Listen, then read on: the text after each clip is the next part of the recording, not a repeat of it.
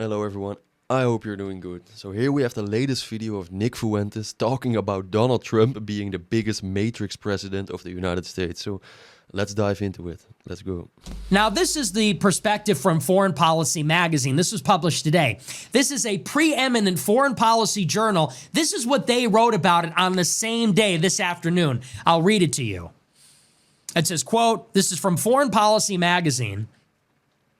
Israel is likely to launch another war with Iran before December, perhaps even as early as late August. Iran is expecting and preparing for the attack. It played the long game in the first war, pacing its missile attacks as it anticipated a protracted conflict.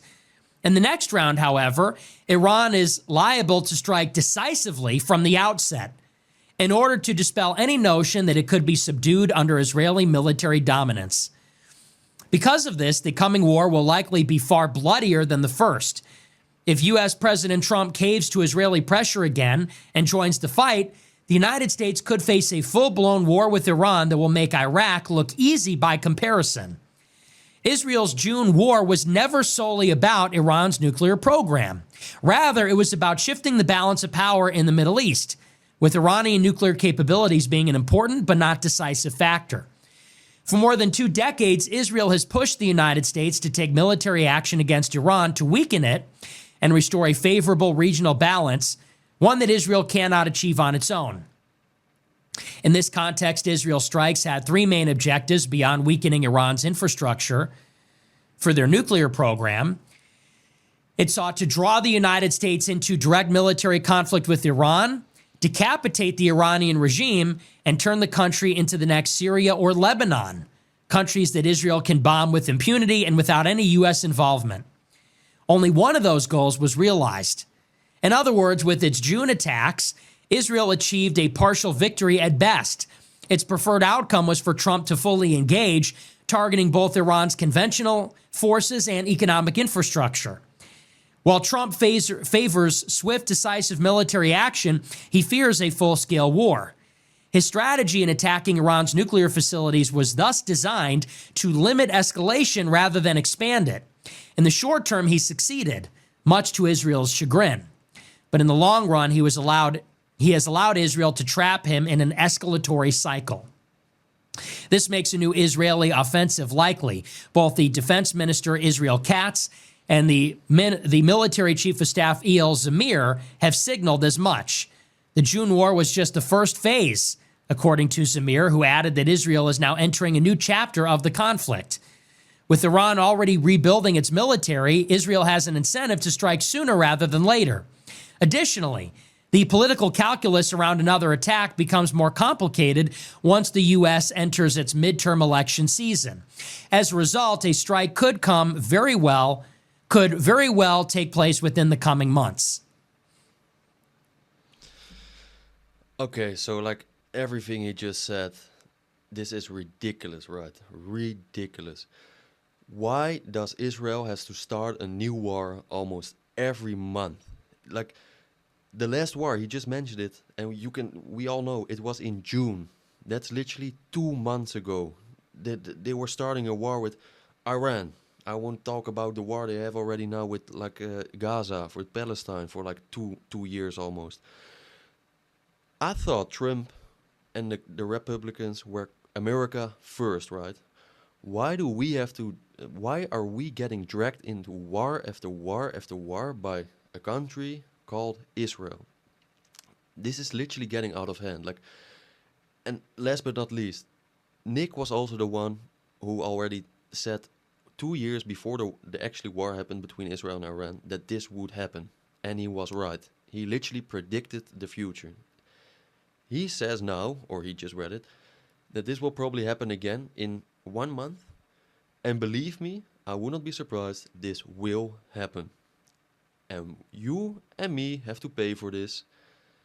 And I thought Trump was America first, but actually it looks like it isn't. But anyway, let's continue. So this is Foreign Policy magazine. This is the Israeli government itself. These are the Israeli prime minister and former premier. And they're all saying the same thing, which is they're going back in. And this time they're going to finish the job. What's the job? Full-blown regime change. Now, recognize the role of our so-called neocon friends in all of this. Remember that last year, Donald Trump was parroting Israeli propaganda saying that Iran was trying to kill him. Remember that when Donald Trump tapped J.D. Vance as his vice president, the first thing that Vance said was, we got to bomb Iran hard. And before that, when Vance was auditioning for the VP slot, he went to an isolationist think tank and said, we got to give Israel the tools they need to bomb Iran. We need to take out Iran so that Israel can control the Middle East so that we can leave. And the larger point about this, we understand the basics. I think everybody implicitly understands, look, Israel is responsible for all these wars in the Middle East. Yes. 9/11 and every other thing was just a pretext to get America to fight their wars on their behalf. We get that. What is lost on a lot of people is the role that Republicans play in this. Everybody recognizes that the Democrats are wicked because they support abortion and they support transgenderism and child genital mutilation and gay marriage and feminism and pornography and all these things. We recognize the left is evil. I just want to mention, like, the leftists, they support almost, in my opinion, almost all the evil in the world. Like, don't get me wrong, I accept your opinion. That's also the thing. Leftists don't accept, like, the opinions of, like, right-wing people. I don't agree with what they want, but I have to accept it. But the left wing, like, why do they always support, like, the most evil things? Like, if someone knows this, please put it in the comments, because I'm very curious about this. It's almost like very scary. And because of this, we have a tendency to unthinkingly always support the right wing. Why? Because the Republicans are better than the Democrats, because Donald Trump is going to be better than Kamala. But look at the role that Donald Trump has played in this. Look at how he's legitimized this. Here's a little perspective. Let's say that Kamala Harris had won the election in 2024. Let's just say, for the sake of argument, she won. Please no. Do you think that any Trump supporter would believe that she won fair and square? Of course not. Everybody would be saying the election got stolen and all the elections are rigged. And if Kamala doubled down on supporting Ukraine as Trump has, people would be protesting and speaking out against it. If Kamala bombed Iran, there'd be riots in the streets. True. People would say our illegitimate president, who cheated her way into the nomination, she's the successor to this zombie, this like Manchurian candidate. In a rigged election, she acceded to power. Now she's expanding the war. She's expanding World War III into the Middle East. Everybody would say this is illegitimate. This is like a crime. The elections are stolen. The candidates are fake. They're bringing us to endless wars. But because it was Trump, do you know that 90% of Republicans supported the strike? Wait, is this real? Did 90% of the Republicans supported this? This is all new for me. I almost don't believe this, to be honest. If someone has like an evidence of this, or like a website, please put it in the comments as well. Because I almost don't believe 90%. That's a lot of people. Like, even my friends and many people I know, and believe me, they are like all Republicans. They do not support this at all. At all. But like, is this true? Is there evidence for this? Like, I have no idea. But all right, let's continue. But 90%, that's crazy. That's crazy. 90% of Republicans supported Trump bombing Iran on Israel's behalf. Wow. Because it was Trump. If it was Kamala, do you think 90% of Republicans would have supported it? Absolutely not. Democrats wouldn't support it, independents wouldn't support it, and Republicans would not support it. And there would be unanimity, there would be a consensus that this fake president, this corrupt, centrist, liberal establishment hack was propelled into office and opened up another war. It probably would have happened sooner. But because it's Trump, they'll follow. Because it's Trump, they support it. And because it's Trump, there's a constituency that will support another war for Israel. Wow. This is what it is. And you saw it happen in real time. They were finessed from no new wars into saying, well, maybe regime change is okay as long as it comes from the bottom up. I'm sorry, isn't that what Netanyahu is saying? Telling the Iranian people to rise up, to get their water and overthrow their government and love Israel forever. It's the same thing. And I mean, they did just start this war, like Israel with Iran. They didn't finish it. So believe me, they will, or they want to finish it, and it will probably happen. That's also what he is explaining now. I will continue it, obviously. But that they won't leave it like this. Of course, they did like a hit piece on Iran. They destroyed some things. They took out some high generals and like, but they are not done. They are not done. And if they are not done, that means that we, Americans, are also not done. Keep this in your mind. Trump has a role in this. I want to point out something else. I saw something startling today. I saw a clip from CNN, where a Jewish journalist was praising Trump's political instincts, saying Trump was a genius, handling it brilliantly. What was he talking about? He was talking about Trump's handling of the Jeffrey Epstein cover-up. Can you believe it? It was a 3-minute suckfest, a 3-minute glaze session, doing tricks on it, zip it up while you're done. Unbelievable. On CNN, a Jewish journalist spent 3 to 4 minutes talking about how nobody cares about the Epstein cover-up. The polls show that no one cares. It's a nothing burger, and Trump is brilliant and has these amazing political instincts. He was right. No one cares about Epstein. This is on CNN. Have you noticed that the media does not go hard against Trump? Have you noticed this? I mean, I have to be a little bit honest here. Like, I agree with like most of the things Nick is saying, but CNN is not always nice about Trump. We all know that. Like, obviously, like maybe with this kind, with the Epstein files, maybe they are. But we know that CNN tries to make fun of Trump many times, or they did try to make fun of him many times, and they probably will. I mean, like, I understand what he is saying about the Epstein files. CNN is maybe like trying to support Trump, his vision about it. But we all know that CNN is like not... I don't trust CNN at all. That's just my opinion. I don't know what your opinion is. But CNN is... they're also evil. In my opinion, CNN is almost part of the biggest evil power in the United States. But let's go. In 2016, it was like 9/11 every day. Every day, Trump's a rapist, Trump's a criminal, Trump's a dictator, Trump's a Nazi, Trump's a white supremacist. This is what I mean. And that was a big part of his credibility because you said, wow, if the media is attacking him, then he must be good. Has anybody noticed that the media has been in the pocket for Trump for like 2 years? Have you noticed this? Not always, man. That CNN is praising his cover-up of the Epstein files? Could you imagine? I hear a lot of Trump supporters say, imagine showing somebody from 2015 this picture of Trump doing the YMCA on the roof of the White House. Yeah?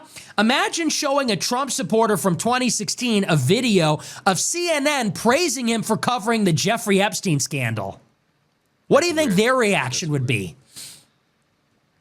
If you went back in time to 2016, when people are talking about Pizzagate, which, by the way, you know who was a regular at Comet Ping Pong? Tucker Carlson. It's in the documents. He hates Tucker. Tucker Carlson and James Alefantis were tight, apparently, and Tucker was a frequent guest at Comet Ping Pong. I'm sure that's a coincidence. He's a friend of Hunter Biden. James Alefantis. He's friends with Max Blumenthal. I'm sure that's a big coincidence. But in any case, in 2016, we're talking about CNN is fake news, Pizzagate, Hillary Clinton, she overthrew Libya, the war in Iraq was a mistake.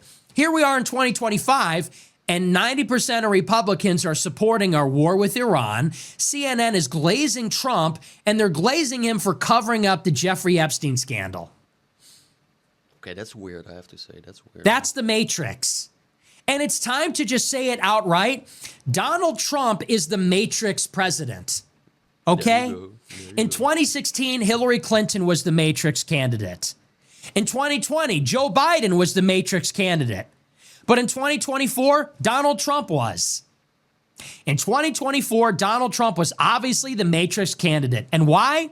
Because after October 7th, that's who the Jews wanted. After October 7th, the Jews knew that the Republican Party, controlled by AIPAC, controlled by Israel, and with Trump in office, they were going to let Israel do whatever they wanted to do. They were going to give Israel everything they asked for, do everything Israel told them to do. And that's exactly what has happened so far. Critics of Israel getting their citizenship taken and being deported. Scary. Colombia having their Middle East Studies Department overseen by the Education Department to make sure it isn't critical of Israel.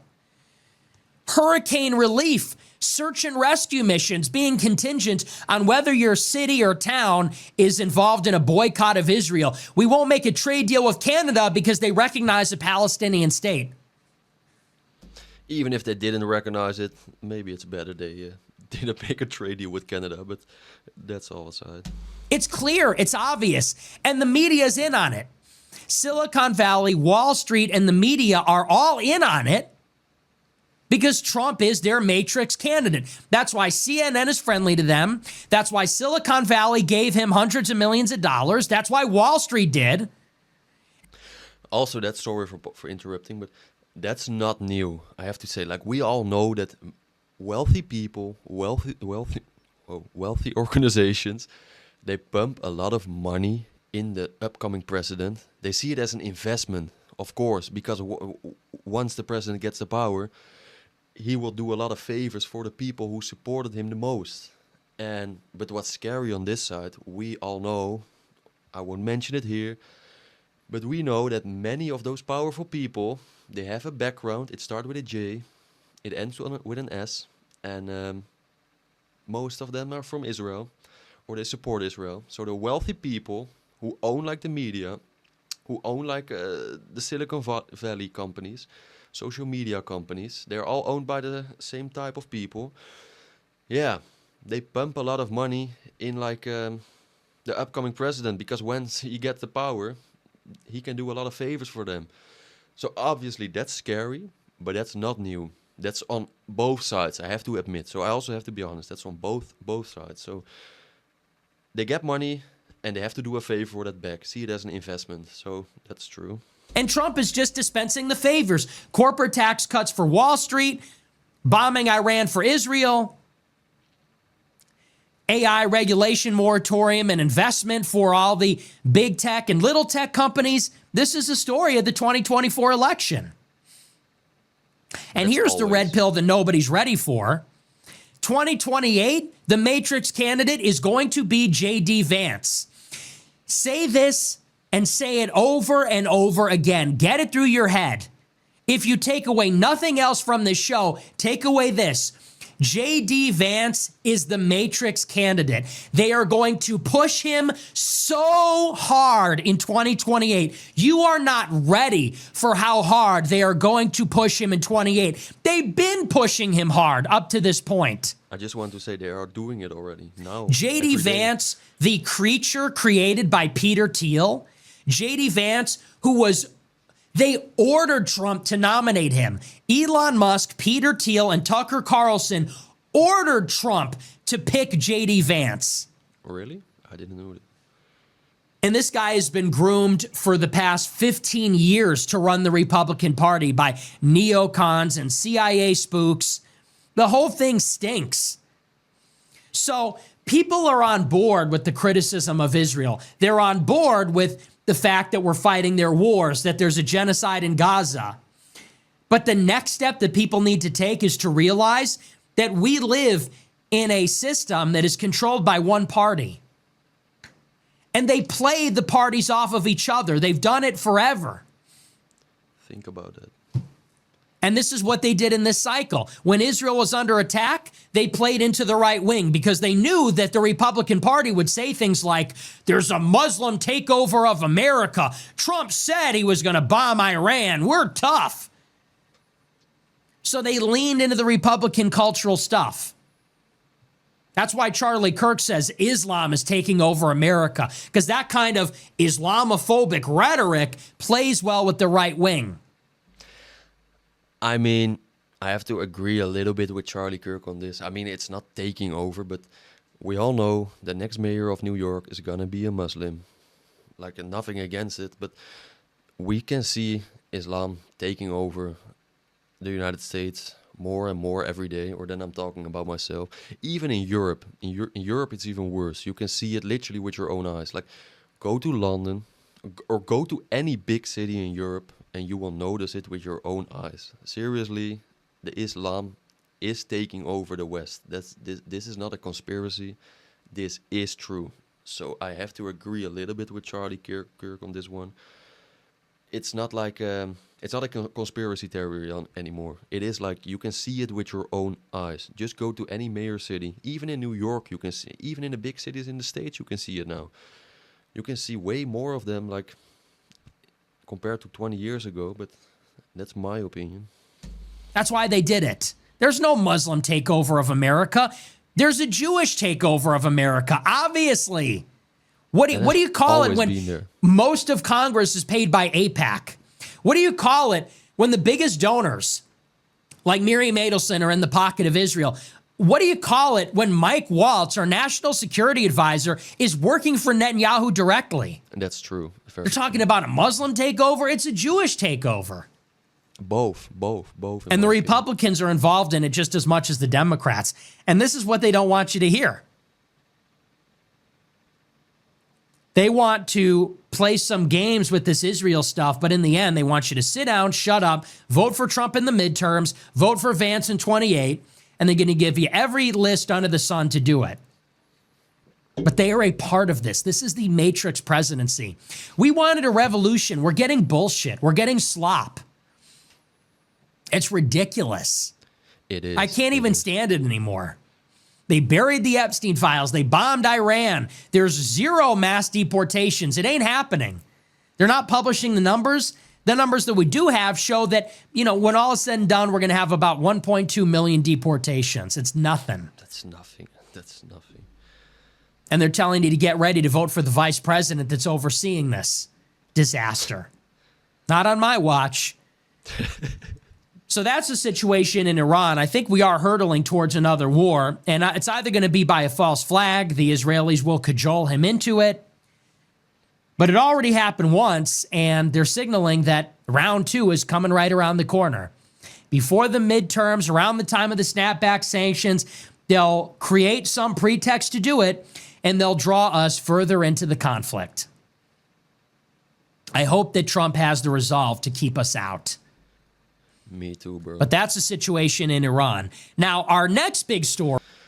Okay, so I will end the video here because now we will talk about something else. So please let me know, do you agree with him on this one? Like, do you agree with everything he said? Do you agree with a little bit he said? Please leave it in the comments. I read all comments, so this is very special for me. Like, I'm always curious about your opinion. Do you agree with him? Do you not agree with him? What are your thoughts about this whole war, this whole situation? Is Trump a Matrix president? That's the most important question of this video. Is Trump a Matrix president? Yes or no? Thank you all for watching. Please make sure to like, subscribe, even share this video if you want. Thank you very much. I wish you guys all the best. Have a wonderful day and see you in the next one. Ciao.